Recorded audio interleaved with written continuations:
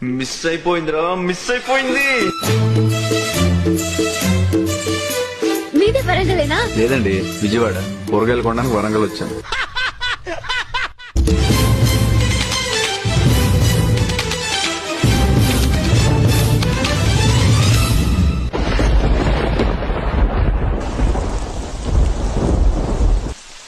ఈ వర్షం మీద ఒట్టేసి మరీ చెప్తున్నాను, నా మనసులో నిన్ను నా వేలికే ఉంగరాన్ని ఎప్పటికీ ఇలాగే ఉంచుకుంటా. నువ్వు నాకు మాట ఇవ్వాలి, ఎప్పుడు వర్షం పడినా ఇలాగే నన్ను హత్తుకోవాలి, ఎప్పటికీ ఇలాగే ఉండిపోవాలి.